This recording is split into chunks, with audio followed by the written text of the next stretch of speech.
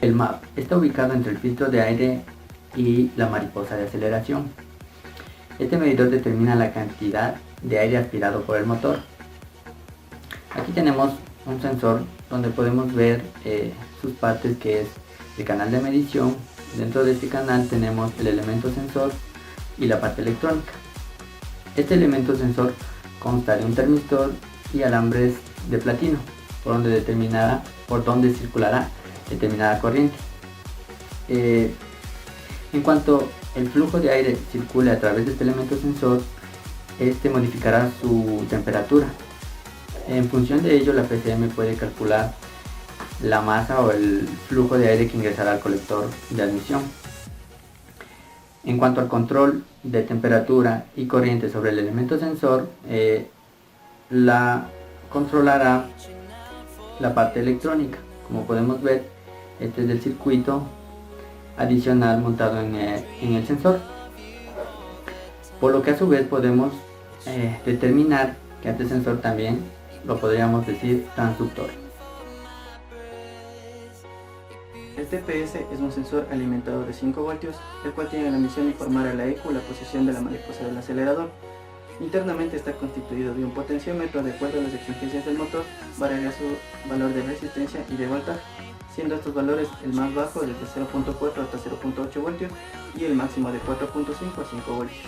La magnitud detectada considerada como sensor se puede considerar la posición angular, mientras que el transductor es el elemento que se aprecia en el esquema eléctrico, el cual se encarga de transformar dicha magnitud en un lenguaje que puede ser interpretado por la ECU, en este caso una señal analógica. El sensor ST es un sensor termistor, es decir, que posee una resistencia que va a variar en función al cambio de temperatura del ambiente. En este caso, el termistor es un NTC, es decir, que su resistencia va a disminuir a medida que se eleva su temperatura y viceversa. En este caso, este sensor es muy sencillo, consta generalmente de 2 a 3 cables. La resistencia o el termistor que está dentro del sensor está en contacto directo con el líquido refrigerante y reacciona al cambio de temperatura que éste tenga, así dando una señal a la ECU que interpreta para posibles ajustes de combustible y de mezcla. Los sensores de detonación son básicamente sensores de vibraciones ideales para detectar oscilaciones acústicas transmitidas por estructuras. Esto se produce por golpes. Por ejemplo, en los motores de gasolina, cuando se produce una combustión incontrolada, el sensor las convierte en señales eléctricas y las transmite a la unidad de control para contrarrestar la detonación del motor y ajustar el tiempo de encendido. Este sensor lo podemos encontrar en el bloque del motor, en el tapaválvulas o en el múltiple de admisión, dependiendo del mejor sector para detectar las vibraciones. Este tipo de sensor es piezoeléctrico y su funcionamiento se basa en que, debido a la inercia, una masa excitada por una oscilación o una vibración ejerce una fuerza de compresión a un elemento piezocerámico que, a la misma frecuencia que la vibración, provoca una transferencia de carga al elemento cerámico.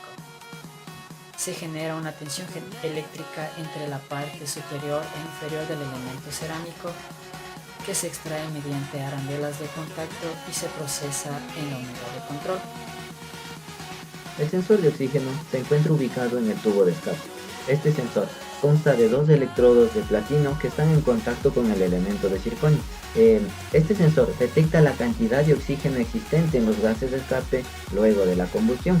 Este sensor necesita alcanzar aproximadamente los 300 grados Celsius para realizar su trabajo. Cuando el motor está trabajando con mezcla rica, esto quiere decir que en el tubo de escape tendremos poca cantidad de oxígeno en comparación a la cantidad de oxígeno existente en el aire exterior, por lo cual el sensor enviará una señal de aproximadamente 1 volt.